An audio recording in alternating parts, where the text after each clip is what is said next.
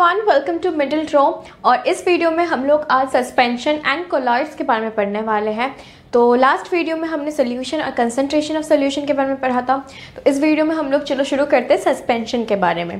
तो सबसे पहले भाई सस्पेंशन का डेफिनेशन पता कर लेते हैं। सस्पेंशन का डेफिनेशन क्या होता है? ये होता है हेटेरोजेनस मिक्सचर।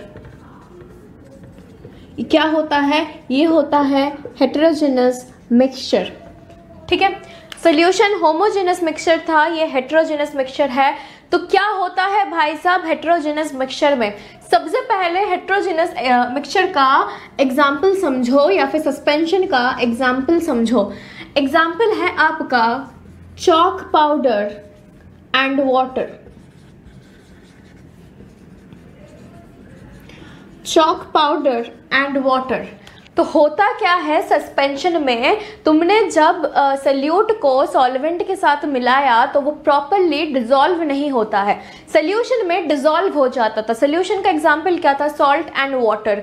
सॉल्ट को जब पानी में मिलाएंगे वो पूरी तरह डिसॉल्व हो जाएगा। लेकिन वहीं अगर हम बात करें सस्पेंशन की, तो जब हम सस्पेंशन के सल्यूट को सॉल्वेंट में मिलाते हैं वो पूरी तरह डिसॉल्व नहीं होता, वो सस्पेंडेड पार्टिकल्स की तरह दिखता है। अब सस्पेंडेड पार्टिकल्स का क्या मतलब हुआ? बहुत आसान मतलब हुआ, समझो बात को।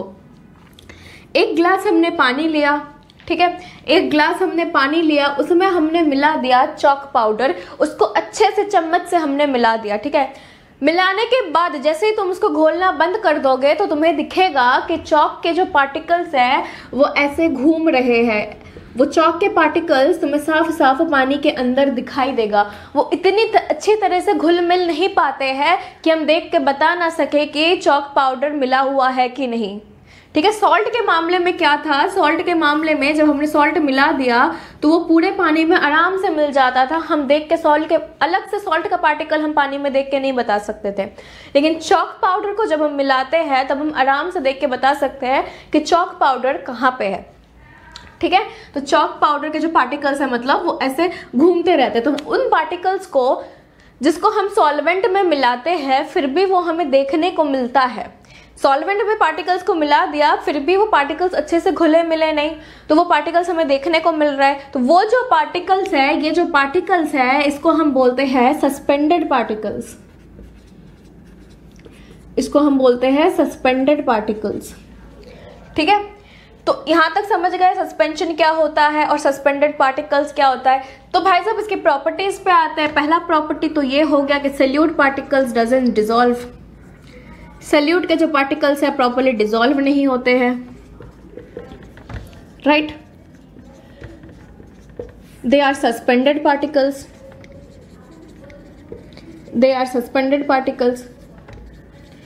क्योंकि वो सस्पेंडेड पार्टिकल्स क्यों हैं? क्योंकि वो इतने बड़े होते हैं कि वो हमें दिखाई देते हैं और वो अच्छी तरह से घुलते मिलते नहीं हैं हमारे सॉल्वेंट के साथ। ठीक है, दूसरा पॉइंट क्या है? They can be observed bye naked eyes. They can be observed bye naked eyes. और नेकेड आइज से हमें क्यों देखने को मिलता है? क्योंकि जो पार्टिकल्स है, जो सस्पेंडेड पार्टिकल्स है, उसकी साइज ज्यादा होती है। तो उसकी साइज ज्यादा होती है। Particles have bigger size, larger size जो आप बोलना चाहो। अच्छा, अब लार्जर साइज के पार्टिकल्स हैं हमारे अंदर इस सस्पेंशन में लार्जर पार्टिकल्स है। तो क्या होगा? क्या सस्पेंशन हमारा टिंडल इफेक्ट शो करेगा कि नहीं करेगा? पहले ये बताओ। जी बिल्कुल करेगा। मैंने टिंडल इफेक्ट क्या हो, सबसे पहले तो ये समझो कि टिंडल इफेक्ट क्या होता है। टिंडल इफेक्ट वो होता है जब अगर हमारे पार्टिकल्स बहुत ज़्यादा बड़े हैं तो वो क्या करते हैं, वो हमारे बीम ऑफ लाइट को स्कैटर करता है। टिंडल इफेक्ट क्या होता है? Scattering of beam of light. Scattering of beam of light by particles। पर क्या सारे ही पार्टिकल्स टिंडल इफेक्ट शो करते हैं? जी नहीं, सारे पार्टिकल्स टिंडल इफेक्ट शो नहीं करते। तो कौन से पार्टिकल्स टिंडल इफेक्ट शो करते हैं? वो पार्टिकल्स जिनकी साइज थोड़ी ज्यादा हो, जो रिलेटिवली जिनकी साइज ज्यादा हो। सोल्यूशन के जो पार्टिकल्स थे वो बहुत छोटे थे। सोल्यूशन के पार्टिकल्स बहुत छोटे थे, ठीक है, बहुत छोटे थे, तो इसलिए वो लाइट को स्कैटर नहीं कर पाते थे। वो इतने छोटे थे कि वो लाइट को स्कैटर नहीं कर पाते थे, हेंस वो टिंडल इफेक्ट शो नहीं करते थे। पर सस्पेंशन के जो पार्टिकल्स है वो कंपैरेटिवली सोल्यूशन के पार्टिकल्स से बहुत बड़े हैं, ठीक है, तो वो ऑब्वियसली टिंडल इफेक्ट शो करता है। टिंडल इफेक्ट शो करता है से क्या मतलब? लाइट ऑफ बीम को वो स्कैटर करता है। तो इसका क्या मतलब हुआ? लाइट ऑफ बीम को स्कैटर करता है मतलब क्या हुआ? अगर आप इसे, अगर मान लो मैंने यहाँ पे यही चीज अगर मैं बोलूं, चॉक पाउडर को मैंने यहाँ पे घोल दिया, चॉक पाउडर के आपके पार्टिकल्स ऐसे दिखेंगे। इसे में अगर मैं एक टॉर्च लाइट फेंको उसी लाइट में, उसी ग्लास में अगर मैं एक बीम ऑफ लाइट को पास करवाना चाहूं तो क्या होगा? इसके अंदर से हमें पाथ ऑफ लाइट दिखेगा, ठीक है, इसके अंदर हमें पाथ ऑफ लाइट दिखेगा और यहां से लाइट निकल जाएगी, ठीक है। तो इसके अंदर हमें पाथ ऑफ लाइट देखने को मिलेगा, यानी कि सोल्यूशन के अंदर हमें उस लाइट का पाथ दिखने को मिलेगा।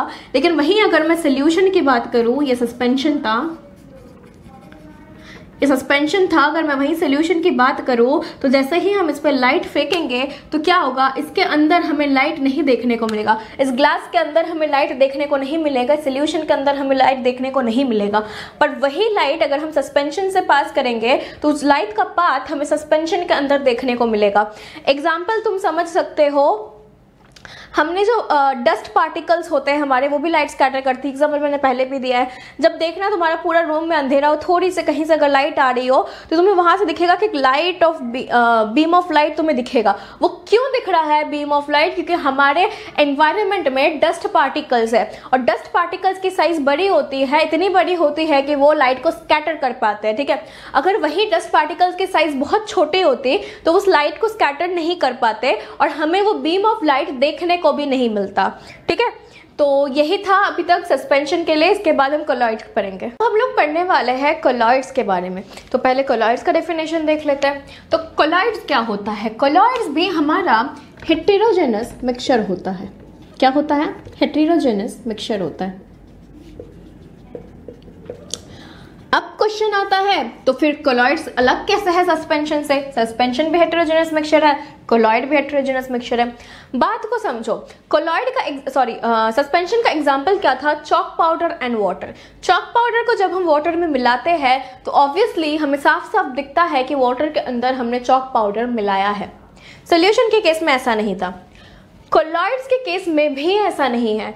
जब हम सोल्यूट को सॉल्वेंट में मिलाते हैं, कोलॉइड के जब सोल्यूट को सॉल्वेंट में मिलाते हैं तो हम देख के बता नहीं सकते हैं कि हमने दो अलग चीज मिलाई है, ठीक है। लेकिन उसको हम कैसे बता सकते हैं? अगर हम उसको माइक्रोस्कोप से देखेंगे, यानी कि जो सस्पेंशन के जो पार्टिकल्स है वो हम नेकेड आई से देख के बता सकते हैं कि दो अलग चीजों को मिलाया गया है। लेकिन जो कोलॉइड के पार्टिकल्स है उनको हमें माइक्रोस्कोप के अंदर देख के बताना पड़ेगा कि हमने दो अलग चीजों को मिलाया है। हमारे नेकेड आई से देख के हम नहीं बता सकते कोलॉइड के पार्टिकल्स को। Example milk and water.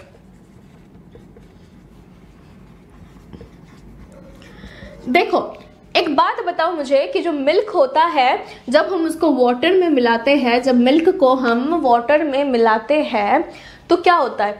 तो ऑब्वियसली तुम्हें पूरा यूनिफॉर्म कंपोजिशन दिखता है ऊपर से नीचे तक। ऐसा तो नहीं दिखता ना जैसे चॉक पाउडर में दिखता है कि यहाँ पे ऐसे चॉक पाउडर घूम रहा है, वैसे तुम्हें मिल्क तो ऐसे घूमता हुआ नहीं दिखता, पूरा यूनिफॉर्म कंपोजिशन दिखता है जैसे कि सॉल्ट एंड वाटर या लेमनेड की तरह। पर अगर तुम मिल्क एंड वाटर के कॉम्बिनेशन को, मिक्सचर को अगर तुम माइक्रोस्कोप के अंदर देखोगे तो तुम्हें कुछ ऐसा सीन देखने को मिलेगा। पर ये मिल्क के पार्टिकल्स इतने ज्यादा छोटे होते हैं कि तुम अपनी नेकेड आई से देख के नहीं बता सकते हो। मतलब मान लो अगर इतने छोटे छोटे चीजें हैं और कंटिन्यूसली रखे गए हैं तो तुम्हें तो ये कंटिन्यूस दिखेगा ना, पर कंटिन्यूस वो है नहीं, वो छोटे छोटे पार्टिकल से बना हुआ है, वो छोटे छोटे पार्टिकल से बना हुआ है, ठीक है। और वो छोटे छोटे पार्टिकल्स तुम्हें सिर्फ माइक्रोस्कोप के अंदर ही देखने को मिल सकता है। So this is a heterogeneous mixture but appears to be homogeneous,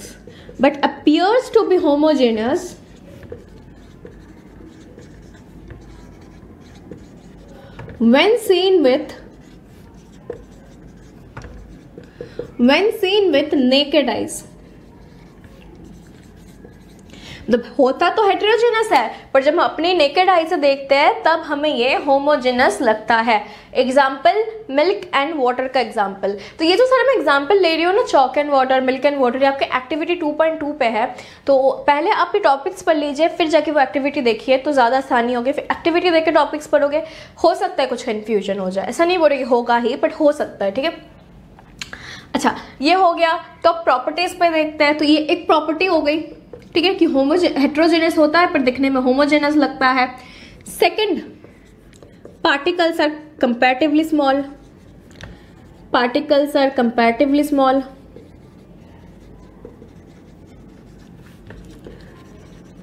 third, अब बताओ क्या ये टिंडल इफेक्ट शो करेगा?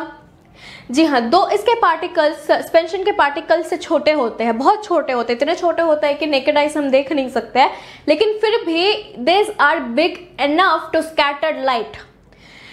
colloids के particles are big enough to scatter light, hence they show Tyndall effect. So colloid shows Tyndall effect. सिर्फ solution ही एकमात्र ऐसी चीज है जो टिंडल इफेक्ट शो नहीं करती है, बाकी कोलॉइड्स और सस्पेंशन दोनों ही टिंडल इफेक्ट शो करते हैं।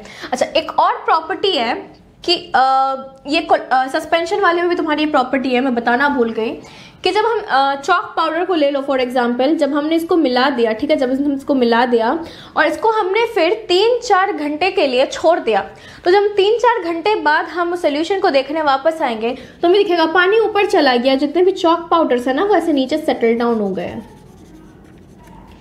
तो इस चीज को क्या बोलते हैं, मैंने सोल्यूशन वाले टॉपिक में बताया था, इस चीज को बोलते हैं अनस्टेबिलिटी। अनस्टेबल सोल्यूशन हमारा स्टेबल होता है, तुम नमक पानी मिला के 2 दिन के लिए भी चले जाओ फिर भी नमक पानी वैसे ही रहेगा, नमक नीचे सेटल होकर पानी ऊपर नहीं जाने वाला है, ठीक है। पर जब चॉक पाउडर की बात आती है तो चॉक पाउडर थोड़ी देर बाद अगर तुम वापस आओगे सोल्यूशन को देखने तो जो चॉक पाउडर है वो नीचे आ जाएगा और पानी ऊपर चला जाएगा, यानी कि सस्पेंशन हमारा अनस्टेबल है। अब बताओ कोलॉइड की बात, कोलॉइड स्टेबल होता है या अनस्टेबल होता है? कोलॉइड भी हमारा स्टेबल होता है, यानी कि अगर तुम मिल्क और पानी को मिलाओगे और उसको तुम थोड़ी देर के लिए छोड़ दोगे, अगर तुम वापस आ रहे हो थोड़ी देर बाद तो मिल्क और पानी वैसे ही रहने वाला है, पानी नीचे नहीं जाने वाला, मिल्क ऊपर नहीं जाने वाला, ऐसा कुछ भी सीन नहीं होने वाला है, ठीक है। ये अनस्टेबिलिटी सिर्फ हमें सस्पेंशन में देखने को मिलती है। Solutions and colloids both are stable solution या स्टेबल मिक्सचर्स बोल सकते हैं हम इसको, ठीक है। तो यही था बेसिक हमारा सोल्यूशन, सस्पेंशन और colloids and concentration of solution, ठीक है। तो आई होप आपको ये वीडियो अच्छा लगा होगा। तो मिलते हैं हमारे नेक्स्ट वीडियो में। नेक्स्ट वीडियो से हम लोग एक्सपेरिमेंट पे बहुत ज़्यादा ध्यान देने वाले हैं, ठीक है। इसके बाद है कैन वी सेपरेट मिक्सचर्स का टॉपिक आने वाला है। 8 सब टॉपिक्स है उस टॉपिक के अंदर, ठीक है। उस टॉपिक के अंदर जो 8 सब टॉपिक्स है, सारे सब topics with the help of activities समझाया गया है। ये भी एक रीज़न था कि मैं आपको स्टार्टिंग से एक्टिविटीज़ पढ़ने के लिए बोल रही थी, क्योंकि अगर आपको आदत हो गई होगी अभी तक एक्टिविटीज़ पढ़ने की, तो यार एक्टिविटीज़ अब बहुत आसानी से पढ़ सकते हैं या फिर पढ़ के उसका आंसर ढूंढ सकते हैं, ठीक है। तो इसके बाद हम एक्टिविटीज़ देखते हैं, व्हाइट बोर्ड पे करेंगे, कहाँ पढ़ेंगे इसके बाद से। तो खैर एक्टिविटीज़ है, आसान है बहुत, एक छोटा सा एक्टिविटी है, करना नहीं है आपको, बस समझना है, उसके आंसर्स जोड़ने हैं, तो आई गेस बहुत आसानी से हो जाने चाहिए वो टॉपिक्स। तो यार चलो फिर मिलते हैं हमारे नेक्स्ट वीडियो में। Take care.